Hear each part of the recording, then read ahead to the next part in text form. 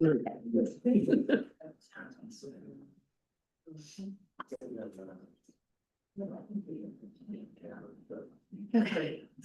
this will probably end the thing, but also 6 species.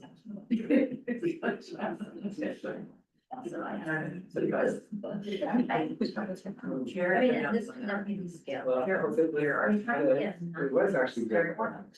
They're very. You're on the shirt. It's not ever asked. Yeah. And then. So.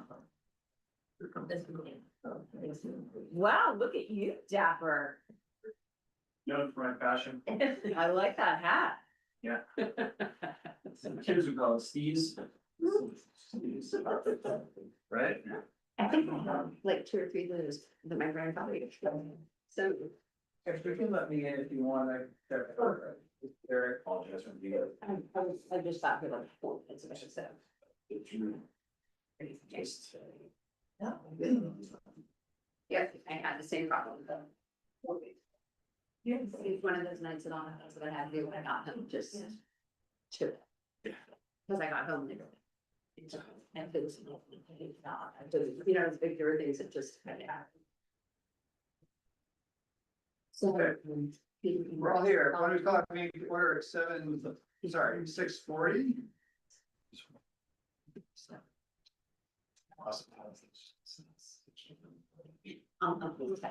Yes. Zoom to.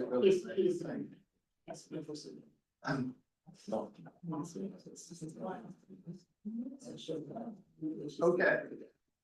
Agenda review, did anybody have any changes to the agenda?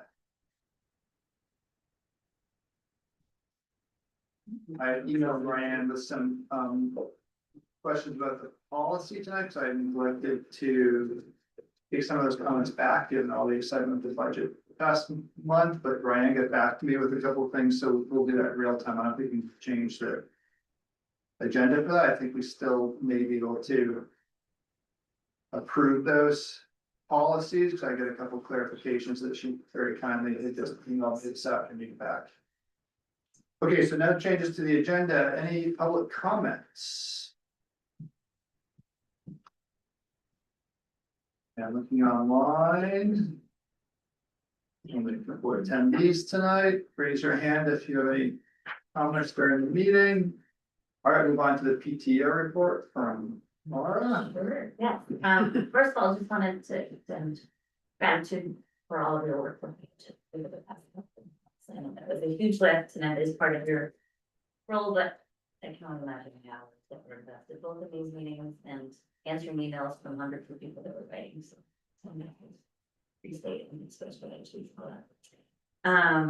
and I also, we sent out a PTO newsletter today that I forwarded to all of you this afternoon, just so you can kind of take a look, because I didn't go through like my life, but we just have a lot of events coming up in the spring, the mud stomp, which is Awesome, best. tradition, yeah.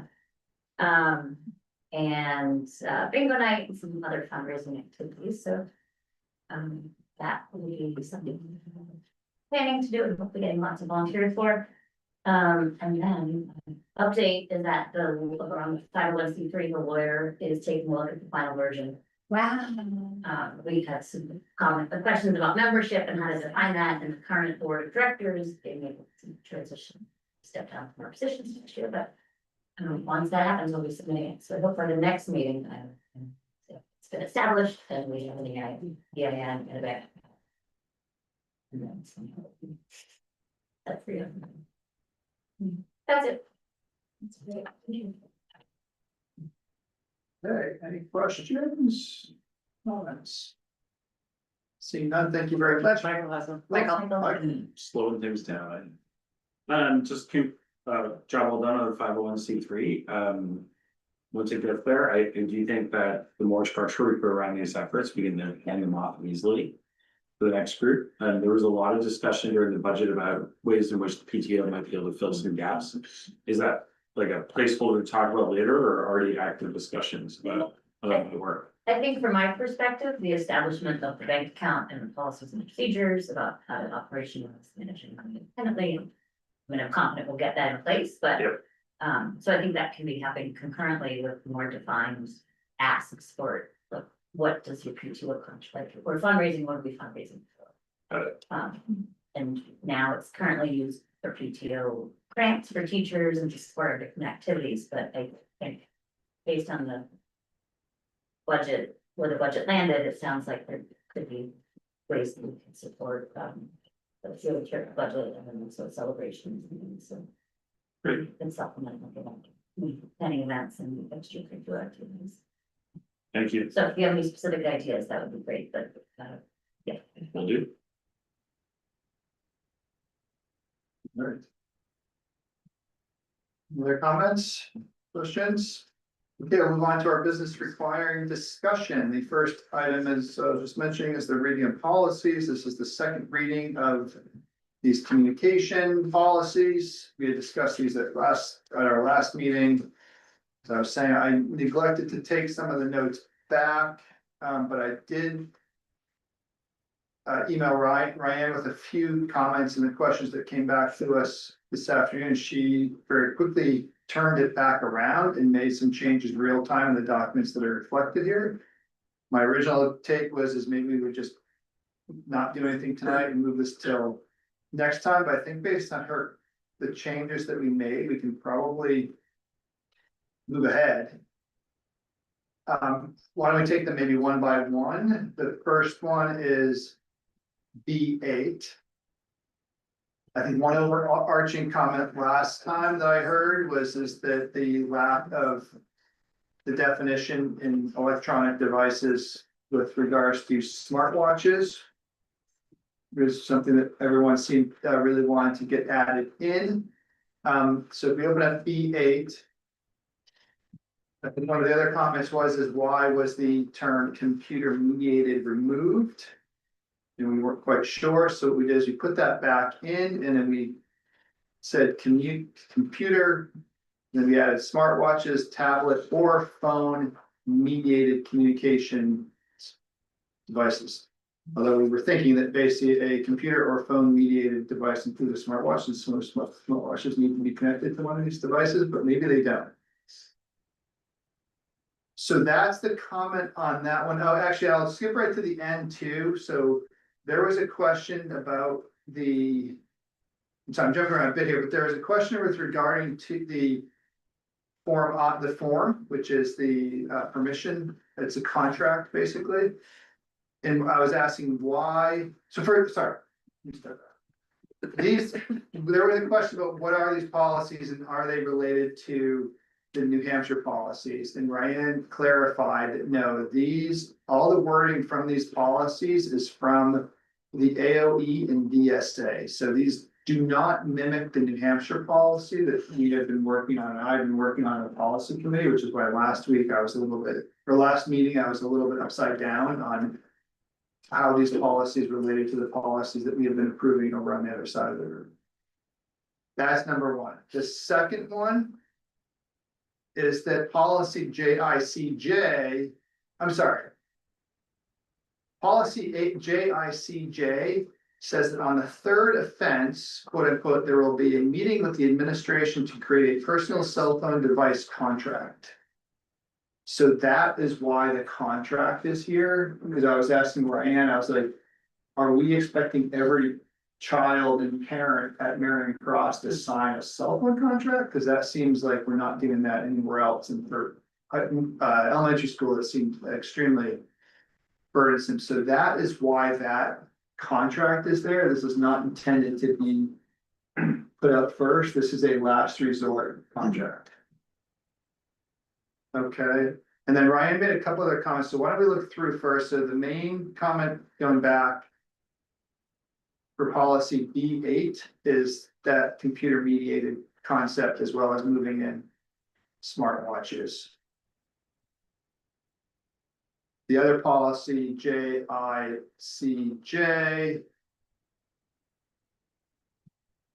We didn't really change anything here because looking at it, in my mind, at least, the definitions of the devices is basically cell phone, which is number one, and then the other prohibited devices means any school issued personal electronic device that connects to cellular networks, including, Ryan did change this, including smartwatches, the internet or connects to Wi-Fi or Bluetooth. I suggested that today. To add in, because these things that are, may not be connected to a cellular network, but a watch is connected to a Wi-Fi or Bluetooth network or has wireless capabilities. So I think that kind of meets everyone's concern of the prior meeting of capturing every single thing that kids can bring into school that might be considered a device. So those are the big changes that we made. I'm just reading my notes from Ryan.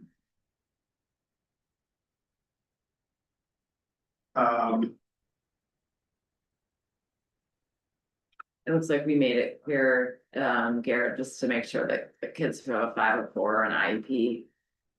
Say who might use the phone to listen to reading material, they're still able to use it, because that's in there, yeah, I see it, Yeah. I think it's clear. And again, just to be clear, policy B8 is for specifically for between employees and students, right? And policy JICJ is specifically specific to this, basically a ban on use of cell phones, bell to bell, in providing some circumstances for use. And then the contract is, like you said, it's really for the third offense if we get to that stage where someone's really having a problem, then the contract. Mike? My question is for Laura and Sean. Two questions. Do you understand what's being asked of you?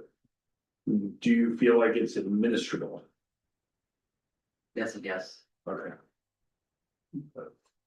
I don't suspect we'll have to use this public feedback. Lisa? Yeah, you said that this is based on the Vermont stuff and not the other side of the river, New Hampshire items. So I guess this is sort of a question for Lauren.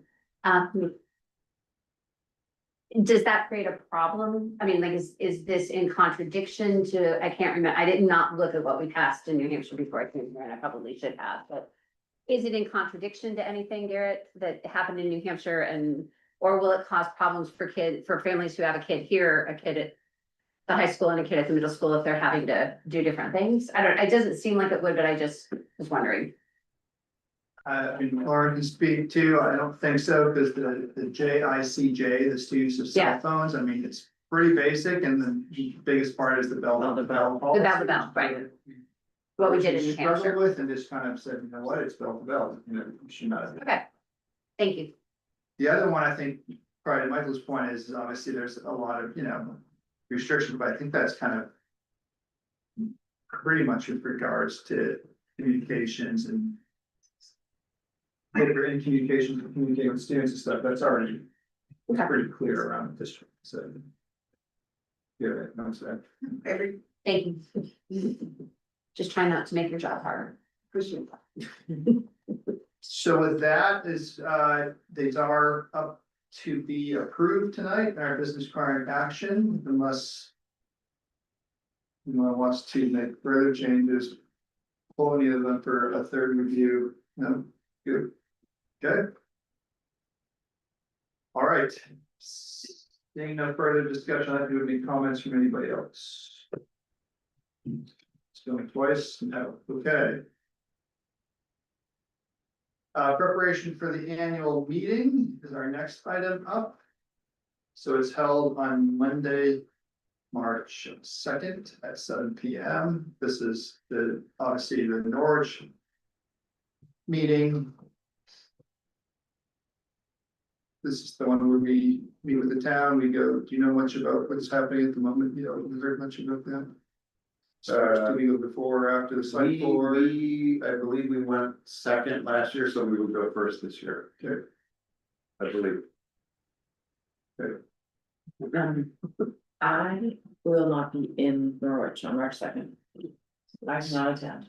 I mean, there's usually not, Neil, do you want to, I hate to, but do you want to use your slide? again? I don't really see a lot of, other than plugging the numbers, I don't really see too much that hopefully is gonna be, consequential at this meeting, given, well, unless things completely change at the legislative level between now and then, but. based on what we just passed and the tax rate implications, I think we I can present the budget. will do that again. Do we have any other need for discussion about this? And from a board perspective, as everyone knows, I think we were all there last year. Ideally, we'll come, introduce ourselves, we sit down in front. Neil kindly gives his great presentation and explains how it works. I think everyone very much appreciates that, and then okay, so that is Monday at 7 p.m. March 2nd. Okay, the school calendar, this is also up for approval tonight. This has been in all of our meetings on the other side of the river. I don't think there is anything that's on hold or subject to change or input or really open for discussion. I know in the past we had a little bit of discussion about Hartford at the Dresden meeting and a few other things, but in the early start date, at least looks like an early start date, but it's actually not that early because it's still the last week of August. It's just the Labor Day is much later this year than normal, extremely late this year. Any comments about our calendar? From the board? Only your specific comment is when we were, working things out with support staff. They flagged this as well, and we put everything into the contract, so I think we're fine, but just to check in, Sean, that. Some of them, I think, work in camps or other things, and so they're required days, as long as they can hopefully be. Like the 24th and the 25th versus, which I'm not worried about, I just thought I'd mention it, so they know we're advocating. And we could actually work with them before the end of the year. Perfect. That's great. Great. I think the wording was gonna say that they couldn't come into meeting until the week school School started. starts, right, yeah, So that takes care of the week of the 17th. Correct. yeah, great. Great. And is that normal? Does everyone usually come back 5 days early? Or Teachers. teachers, it's always usually that, it's usually the following week, is that it's usually the last week of August. We've done it in different years. So last year we had 5 days at the beginning instead of spreading out the days. And I think it was better, allowed us to have some focus at the beginning of the year and get settled. Instead of splitting up some weeks. Yeah. Sure. I would, I remember that change being made, I was just speaking from myself, it feels like. From a parent perspective, it has worked very well. And then acknowledging that this is a septennial problem. Happens every 7 years, and not much you can do about it, even if the calendar feels a little early, a little funny. That the proper term, September. I just wanted to say septennial. Is it? It's like autumnal. Yeah. Is that the correct term? Is that the correct term? Was that? Why would I know that? September teacher. Sounds very good, sounds like I thought. Is it actually a word? Recurring. I believe I believe we have devices they can tell us, so. Okay, any other comment on Becky? Yes. So what, it is earlier, I mean, we usually do a 3, 4, 5 start, and this year will be a 3, 5, 4 start, so that is I different. misspelled. And not that August 19th is early, as mentioned with ed assistants, but potentially other people too, could have conflicts with summer obligations, but the thing I wanted to bring up, and it's too late for this year, but just put it out there, in thinking about how could we, the teachers I know talk like, wow, that's a really early start, but they really like the 2 weeks over the Christmas holiday, and you sort of have to give somewhere. I would really like, and this is me speaking, I'm not on behalf of teachers or anything. I think that some of the days that are built into our calendar would be better off as school days, most particularly Martin Luther King's holiday and Veterans Day. Those tend to chop up the time, but more importantly, to really honor those people. We should be in school and we should be doing special programming. You know, we do special programming sort of around Dr. King's holiday. We have a program on some other day near Veterans Day.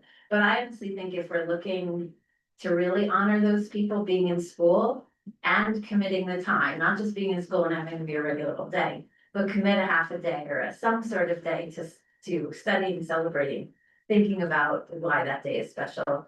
would be beneficial for students, and I think it would also smooth out the calendar in those places where we go, choppy for, about a 5-day week for quite a long time, so.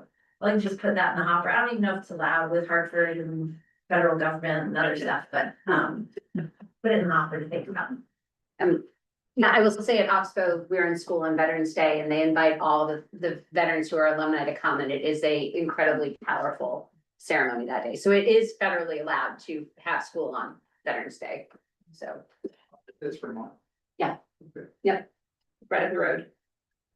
It is interesting because I think both those holidays seem to be less, I mean, I think we've always said that the school calendar follows federal holidays, and that's how we also don't get into the rat's nest of all the other holidays, but then those holidays, actually, even though they are federal holidays, and at least I've been noticing that they aren't really work holidays for most people anymore for one Right. reason or another. Then we'll get done. Even though like the stock market's closed, I think on both those days, but they're not even holidays for. It's not for Dartmouth Martin Luther King, I know. Okay. I don't know about Veterans Day. It's, we have, yeah, And people work on that day. I know a lot of people just work on that day, is it, not that that's right or wrong, but it is kind of interesting to me. Grab 2 days from the summer and have the kids, because they probably get more out of it, so. Okay, I will take that comment down and maybe send it on to Garrett. I would just caution us, I think if you want to do anything about this, I would hold off until the end of this legislative session.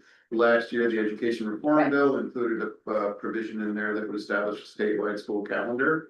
And so it's possible that whatever work happens on that may preempt whatever change that we are considering here at this local level. And it would be, I don't know that we want to spend the effort on it until we know what the outcome of that's going to be first. Yep, but for the next school calendar, like. I don't know when it That's is, I don't know when it would go into effect, and I don't know how detailed it will be, when they determine a statewide school calendar, so. I think there's enough out there that's uncertain at the moment that I wouldn't put any effort in this until the end of the legislative session where things become a little bit more clear, I would anticipate. How would that work? You get Mary Cross students based on one calendar and then. They're interesting kids on the Hartford calendar. Well, no, because Hartford and Norwich would be on risk, it would be a Oh, single statewide calendar for all Vermont schools. States, so the Norwich, Hanover would have to follow that. In theory, yes, or they would, I think, find things a little bit difficult. Okay. Coming attractions. Okay, that is our school calendar, so we will move to approve that as well. Okay, I think that's it for our business recurring discussion, our business recurring action. I think, you had a comment on the minutes, I overheard you. Yeah, I had a couple changes to the minutes for the minutes of January 15th. Which was the budget adoption meeting. Let's find it. The motion to approve the additional monies associated with that 0.8 FTE tech integration position. I voted no on that one, but it's showing in the minutes that it was a unanimous vote. I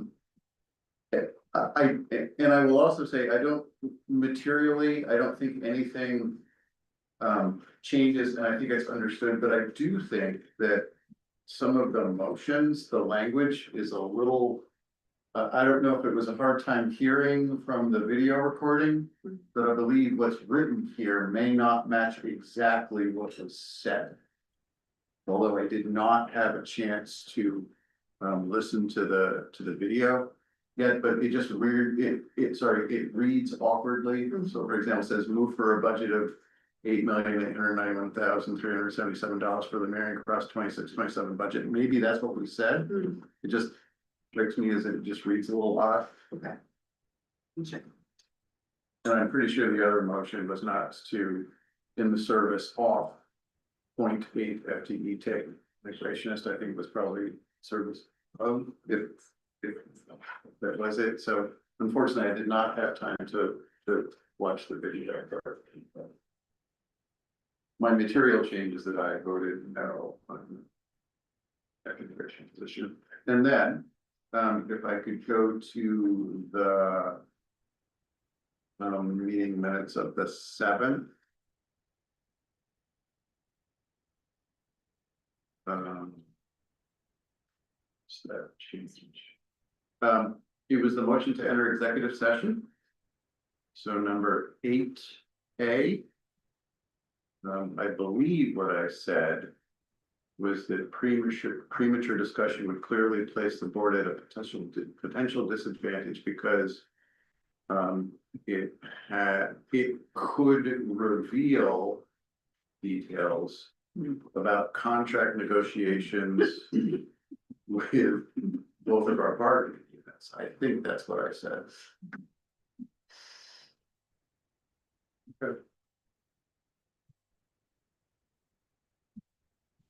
Was from, it could reveal, that's the part that you speak next. Yeah, Okay, not that it has real details, but could reveal details. it also has real details. Okay, If we're being picky, it's Becky French, not Becky I was gonna French. say, your alter ego was here, Becky.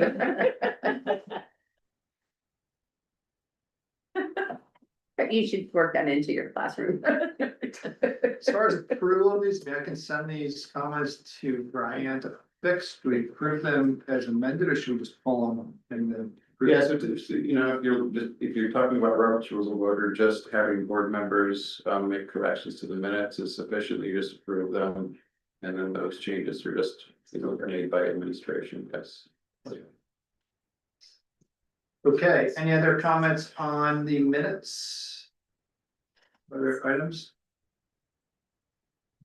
Hearing none, do I have a motion to approve items B through G by consent? Gina, I move to approve items B through G by consent. in a second. Yep. All those in favor? Aye. All right, that is unanimous. Okay, our communications reports. These fairly short tonight, report of the chair, I did finally get my chair letter in, it took a bit to write just because I was trying to. Go through the year, of the happenings of the legislator and then try to explain, make sure that. Public was clear at least on the actions that we took with the budget and what we did and did not do. And how we kind of got to the positions that we were in, so. Hopefully that was good, I sent that around to the board today, so everyone can read that, if you see any. Errors or wild things that I got wrong, let me know. I think everything's, I haven't heard any changes to the budget, and Teresa sent a very small change to the ADM count, which I reflected in my numbers, which I reflected in my chair letter, so hopefully that gets into the budget. Good. I would encourage, I sent the link and I know it went out on the listserv yesterday to the panel that Neil did with Rebecca Holcomb a couple weeks ago, and I would say. For those people that are watching this on video tonight, if you have a chance, it was on the listserv, it was on yesterday, so that'd be Tuesday, the 3rd. Listserv posting, the link is there for the YouTube video, it's definitely worth watching, and it definitely will. Remind everybody of what we're dealing with, and give a great summary of kind of where we've come in 2025 and where we're entering 2026 with what may or may not happen. At the legislative level, and also concludes with kind of people are asking, what can we do? As a lot of things could potentially unfold or may not unfold, but it could get. You know, things could happen here. That are fairly, you know, could be quite substantial. So if you have the chance to watch that, I would definitely take the time to spend doing that. It's quite educational. And again, thank you everybody for their help on all the budgets on both sides of the river. I do think from here for our next meetings, and I'd like to get some thoughts as far as if we want to spend time at next meetings doing anything more substantive as far as work to be done. This is probably the time to do it, just because the next few months I think are a little quiet now at the budget seasons, and once we Well, actually, it would be really, I guess, we have one more meeting and then the whole, technically the new board would be here, but. Once that new board starts, it's kind of a quiet couple months as far as. Taking some time if we want to. Do something before summer hits and then before we can come back to school and then budget season hits in there, so. If anyone has any comments right now and has any ideas that they'd like to do, I'm happy to take some notes, but if not, please. Send me a note or catch me live. Okay, on to our principals report. Alright, so I don't know if you've noticed, but the last few months have been a little dreary about board meetings, so I thought maybe we'd spice it up a little bit. And give you some information about what kids are learning in FCS, because that is much more fun than budgets. So each grade level gave me a little snapshot of some learning that's been going on in their classrooms with a little picture to go along with it. Not gonna read through all those, but those will brighten your day for sure. Enrollment has stayed exactly the same. We're at 324 students last month, and we maintained all of them for this month. And I just wanted at the bottom of the report just to highlight pre-K enrollment. We've done a lot of talking about pre-K. We had 61 applicants for our pre-K program this year.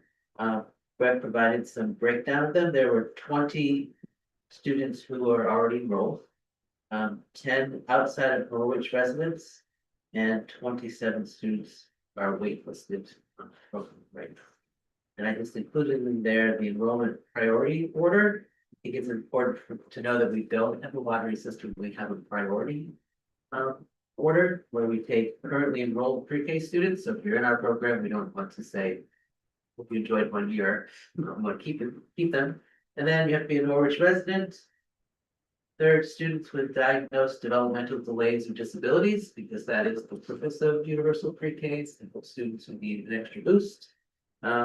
Fourth, students identified as at risk. And then if you have a sibling in MCS, you get priority, and last, order the student's birth date. Making sure that they will be 3 years old by their first date. So we have a healthy number. Emails went out this week telling parents, congratulations, you got a spot, or you're on the wait list. We quite a few respond back and ask where on the wait list. There's a lot of interest.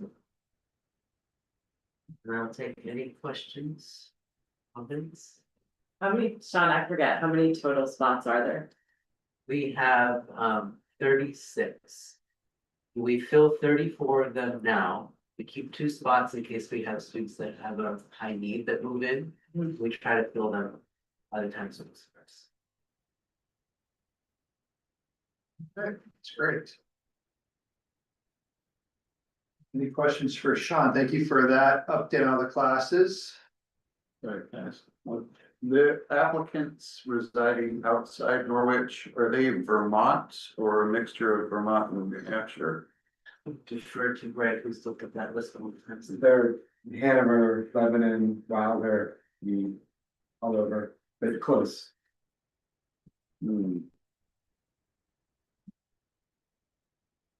They obviously don't get a spot unless we had. It was extra. decided that Norwich residents had priority, Oh, so they didn't get a spot, but they had 5. and are there applicants residing outside Norwich who would fill the students with diagnosed developmental delay or disability or at risk? Yeah, so. They would have to be a Norwich resident first.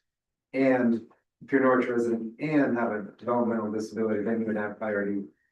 Over someone without a developmental disability from Norwich. Got it. That makes sense. Yes, it does, thanks. Sorry if I haven't been following this close enough. Are there people from other towns in the program while Norwich residents are on the wait list? Okay, just making it right. I understand the The priority. only way that would possibly happen is if they got in at pre-K 3 Yeah, somehow, because there's a wait list, they got in, they would let them in at pre-K 4. okay. Automatic. That's, they're in pre-K 3 to get pre-K. Yeah. Given you don't want to remove people that are presently, but there's nobody currently in that situation. And it probably won't happen because every year it's about 15% more applicants than the year before. Fair enough. I'm just thinking of something you mentioned earlier, Garrett, is I think there was some interest or appetite to explore what could look like to potentially explore like a, I'm not getting it right, stepped tuition, what's it called? Needs-based. Needs-based tuition approach. I don't know if we want to do that or not. I think that there's, could be merit in us, and there we're interested, townspeople who express interest in looking at that.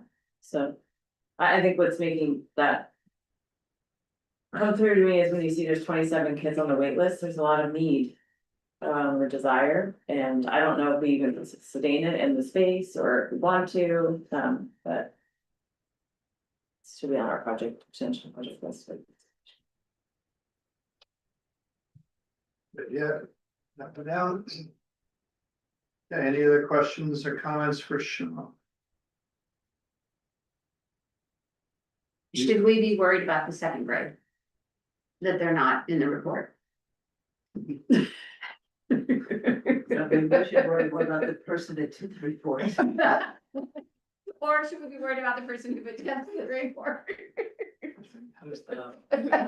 I'll just possibly apologize to second grade for not saying it again. They did give me some information. No, I thought maybe they were just had a really tough week and, and I totally get that they missed the deadline for inclusion. So. No, I'll add them in. Okay. Principals are not supposed to have a favorite. Well, it's 3 sections on it. Well, Or least I favorite. did it deposit.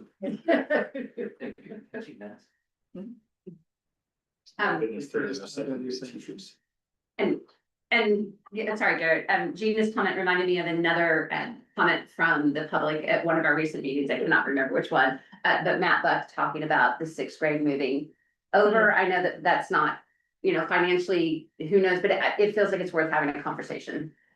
So. Cause yeah, that might free up space for pre-K. Okay, I just asked a question, the curiosity that I have, and I don't want to get us off, right, do a really great question. And I know that the Ray School is considering looking at pre-K. Would we ever consider thinking about, or could we ever consider a swap of tuitions? If we were to host pre-K here and 6th grade were to be hosted on the other side of the river? Or is it just too complicated with the way funding works? I think it's a good question of. We do have a great pre-K program, we've got a good start. It would be nice, maybe in a lot of ways, to have kids from both sides of the river have some time together. It's the thought that you. that's interesting thought. All right, and as well, thank you, Sean. Lauren, your report. And next up, yes. Yes, my report is submitted and I'm happy to answer any questions about it in the spirit of efficiency. Any questions for Lauren? ELA is definitely moving to the forefront now. Question more, Gina. I see that you're, we have posted the Director of Educational Technology position. It's exciting. Did you choose or think about any changes to the position, like in light of, anytime someone leaves, I always like to look at a position and see, is it meeting the needs of what we have? And since you've had time to be that role in addition to the 5 other roles you play, I was curious. Are we, is it the exact same job description or? Some slight changes. Slight So, changes. Yeah, given what we have, boots on the ground now with the staffing and the skills that we have.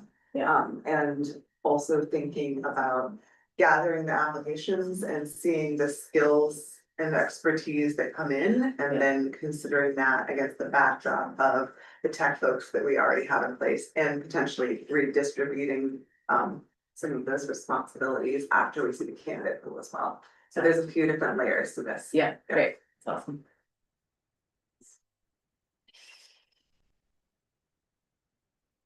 Comments from Lauren. Thank you for the very detailed report. It was super helpful. Okay, on to Teresa. All I have right now is I just uploaded a recent year-end projection that we're looking at for the revenue expenditures So right now. As of the end of December, we have a potential that we're looking at like about 477,000 for fund balance, but still a little early. But that's where we're at, and on that, I don't have a newsletter, because we just been kind of hot headed making sure that everything's to the printers. That, to the town reports and all that too, so it's what we've been doing. Great, thank you. I'm gonna bring this up while it's on your report, Teresa, and Neil and others, maybe help me remember, but as I was writing my chair report. I couldn't, and then there was a lot of changes this year, kind of at the end, right, as we were kind of changing numbers and adding Yeah. things in. Do you recall, and Teresa, you may not, because you weren't really part of this, right, the actual live budget process last year, and maybe this is really a question for you, but. Once we made, let's just say, the final sections and the final FTE, and then and the final kind of numbering, we added in the last $108,000 to the budget to get the final tax calculation.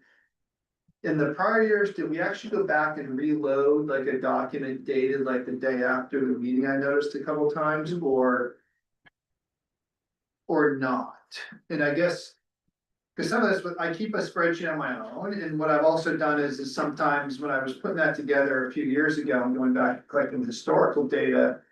When you go back and you take the financials from the meetings. Yep. Oftentimes you'd have to wait till the following year and then go look at the previous year's Yeah, I budget can, to get the exact numbers, because what we approved, I guess. What did we do there?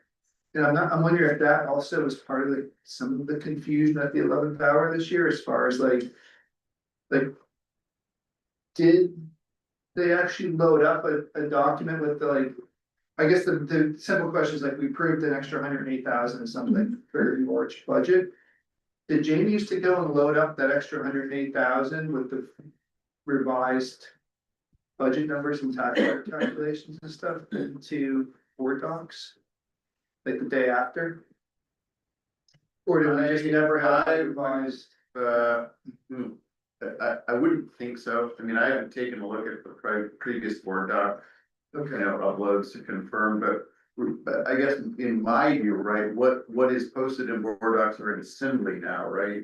Right. Is correct at the moment in time that it was uploaded. And that's If the board made a decision that night to add some additional amounts to the expenditure budget, then that's reflected in the minutes and the motion that was made. right. But I wouldn't then retroactively go in and change documents that were in that agenda and packet, right? That seems to me like inappropriate, because you want a historical record of what did the board look at that night? What was the information? And then the minutes reflect the decisions that were made, but I wouldn't go in after that and start changing things. That would muck with the record, right? Right. I do, last year or 2 years ago, I think in board docs, we had a meeting on the 11th, and there was a document saved on the 12th, and I don't know if that was. A new one that had a slightly revised number, and Jamie sometimes was updating stuff real time in the meeting and reloading them for us and look at the things. I don't know, anyways, it was a little bit. We can leave it the way it is. It was just, I noticed this, just doing this, it's a little bit hard to. Go back and look, because of course the documents that are in there are actually not. yeah, budget and and I can documents. still go back and, I can still go back and load it and just make sure that it's very clearly dated. I think, let's be careful, let's not do anything, again, maybe we take this offline and figure out, if it's never done in the past, that's fine. Yeah, But I do, and again, some years we're not really making these changes, like, adding a percentage to the budget. So, okay. okay, Yeah, I would not retroactively go back and change things. I certainly wouldn't change things. right. You guys want We wouldn't change it, but like Yeah. adding something And- making reference to Right. might be different, but Yeah, it might be, but I still don't think it's appropriate, right? I mean, that agenda, the agenda is reflective of the meeting that was had at that moment in time, right? Right, and to add a document to that agenda after the fact would suggest that perhaps. Board members had that information available to them when they might not have, right? It just, none of it sort of. And that's again, maybe it's more my thing, because when we haven't I don't think we've changed the revenue number like that, kind of, I guess we have a little bit, but. You know, then if I didn't have my own spreadsheets to calculate the tax rate, it would be hard to write a letter that basically all the data. Right, but what people need to keep in mind, right, is the only hard number in all of this discussion is the expenditure budget. When we get up at town meeting, whatever communication you send out at this moment in time, up until those tax bills are issued, is merely a forecast of what we think the tax rate's gonna be. But we don't know for sure until all budgets are passed and then the legislature sets that yield number. And then the Department of Taxes can go in and do their thing. So the only hard number is that expenditure budget number, and that was set via the motion that was made at the meeting that night, so. Okay. And that's why in my letter, I put approximately and estimated to be in that kind of thing, so we're just estimating those, so I guess we're doing something. Okay. Yeah. All right, sorry to take it offline, I just wanted to take this off topic a little bit, I just wanted to see if anyone had any recollection of how it had worked previously with Jamie, because sometimes things happen fast. Okay. So any questions for Teresa? So Teresa, nothing to do then, you're not gonna change. So. Okay, we do have a need for an executive session tonight. Before we do that, can I just, brief legislative update? There is a bill being considered in the Senate right now, S-220, that would put a cap on school budgets, school expenditures, school budgets. For the next 2 years. As they try to figure out what's going on with this whole redistricting education reform thing, right? And it is, in my opinion, not a good bill for public education. It would take basically school budgets, the amount that we just approved, it would apply some sort of inflator number onto that. And that would be the hard stop limit for the budget next year. I think it's bad policy. But I encourage my board colleagues to go and take a look at it. This thing it's changing on a daily basis. They met again this afternoon in Senate Finance. So just to back up for a second, it was introduced by Senate President Pro Tem Phil Berry. It went through Senate Education very quickly. It then moved over to Senate Finance, where it is currently sitting. There have been some discussions on there. It changed this afternoon through some of those discussions. But I still am very, very concerned about this bill, and I think it is bad policy affecting public education in the state of Vermont. So I bring that up because if my board colleagues were so inclined to review the bill themselves and also thought that this was not appropriate, reaching out to members of Senate Finance right now, in addition to your own Senate leadership, so Allison Clarkson, Becca White, and Joe Major, and let them know that people, they need to know this, right? Yeah, form your own opinion, but mine is this thing sucks. And that's what's the number? S-220. S-220. Mr. Chairman, may I ask a question of my colleague? Has legislative council or the SBA weighed in on the legality of that bill? I don't know the answer to that question. And then my editorial comment was, we're seeing there are many parallels between education and healthcare. The draft hospital budget guidance in the state of Vermont that was published this week will allow a hospital expenditure growth of 0% next year. So there are a lot of there is an affinity for very simple ideas right now that perhaps don't reflect how these places actually run. So I will take your good advice and reach out on S-220.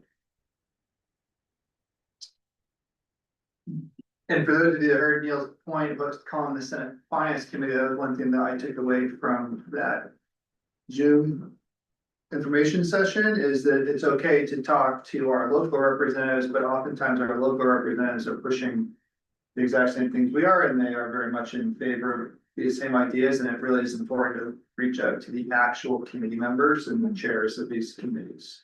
Okay. All right, thank you, Neil. Okay, on to, we do have executive session for personnel needs. This will require a motion. Do I can make it, Neil, do you wanna make it? If you got it, why don't you go? So our first motion is I move to find premature ground public knowledge regarding the personnel, was described in our executive session. Classes, will place the board as substantially disadvantaged position because the board risks disclosing our strategy on these discussions. It's in a public session. Do I have a second to that motion? All those in favor, at least, sorry, Lisa seconded it, I made the motion, all those in favor, that's unanimous. All right, I'll make the second motion, I move to enter into executive session for the purpose of discussing personnel issues under Title I, Section 13A1. Again, these are labor relations agreements with employees. Seconded by Lisa, all those in favor? Aye. That is also unanimous, all right.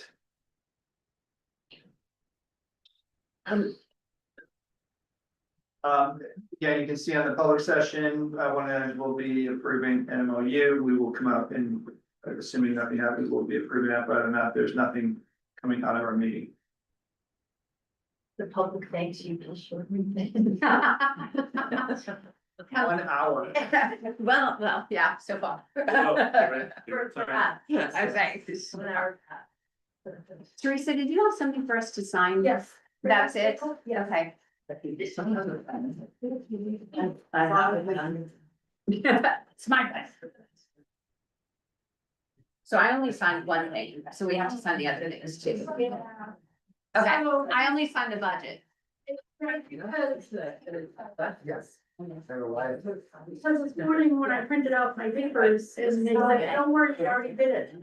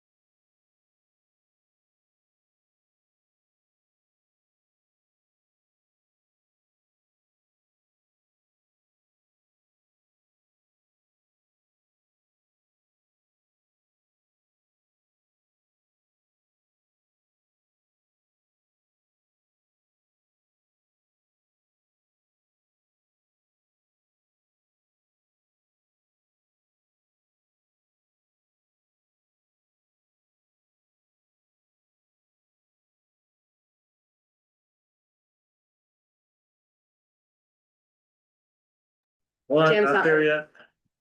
Gotta wait for the flop. Blinking. All right, we are back in the public session at 8:05. This was a very. We have one motion here. Do I have a motion to approve the MOU? Neil, I move to approve the MOU with the Norwich Education Association as presented. second. Tina, all those in favor? All right, that is unanimous. The motion has been approved. Thank you very much for hard work on that. Okay, agenda topics for next meeting, please get them to me. Our next meeting will be on March 4th. That will be without the organizational meeting, because that'll be the day after elections, right? Yes. Correct. So it'll be our start for the beginning of the next year. All right, with that, do I have a motion for adjournment? Gina, I move to adjourn the meeting at 8:05. second. Lisa.